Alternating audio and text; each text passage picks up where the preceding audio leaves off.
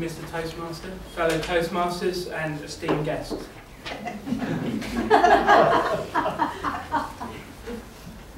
A few weeks ago, I went to Milton Keynes, and if you haven't been to Milton Keynes before, it is the city of roundabouts. It's made of a crisscross, and at every cross there is a roundabout. And it's quite a strange place because it has no heart.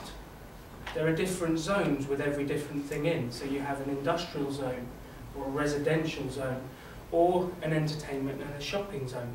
And it was the entertainment and shopping zone I was going to. And we went as a team, and we went to do what's called indoor skydiving. And you go into a building, a large cylindrical building, and as you go in, they blast air at 150 miles an hour up at you. And as you lean forward, it's as though you're floating on a cushion of air. So that's what I went to do.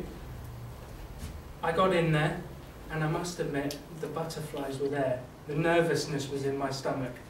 And it didn't help that as I was sat there, there was a huge plasma screen right in front of me, playing people actually skydiving out of planes, and base jumping from tower blocks and from cliffs, doing insane jumps from silly heights.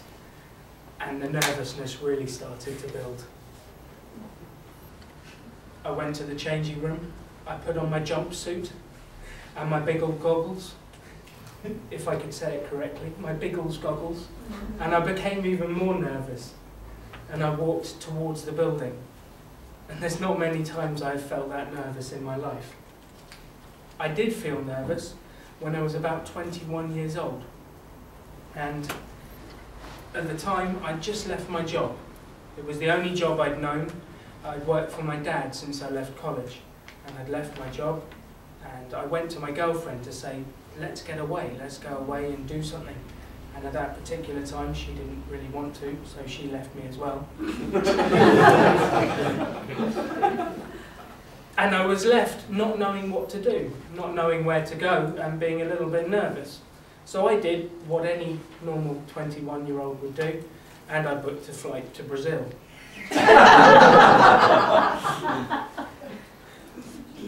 So I got on the, before I got on the plane, one of my friends handed me a book.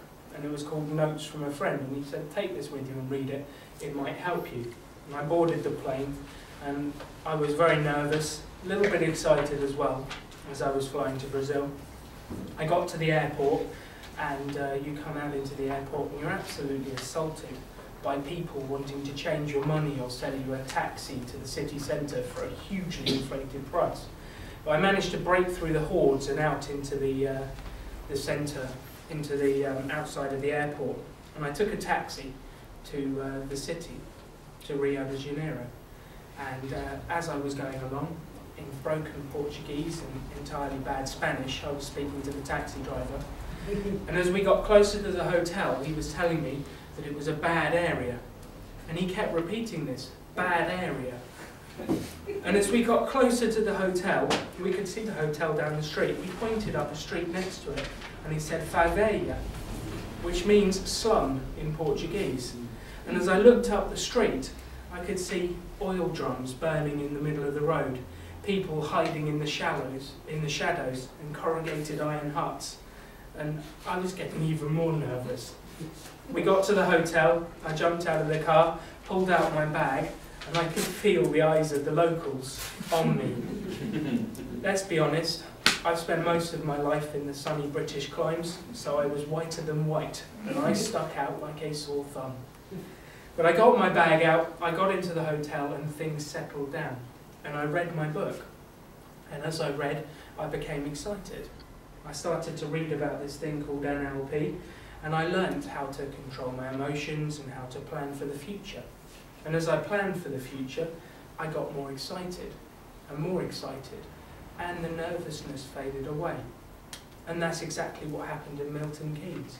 As I got closer and closer to the tunnel, the nervousness faded away, and I became more confident. And as you stepped out into the air, and you floated in the middle, you just floated up and away into the sky. And that's my speech. Thank you, Mr. Toastmaster.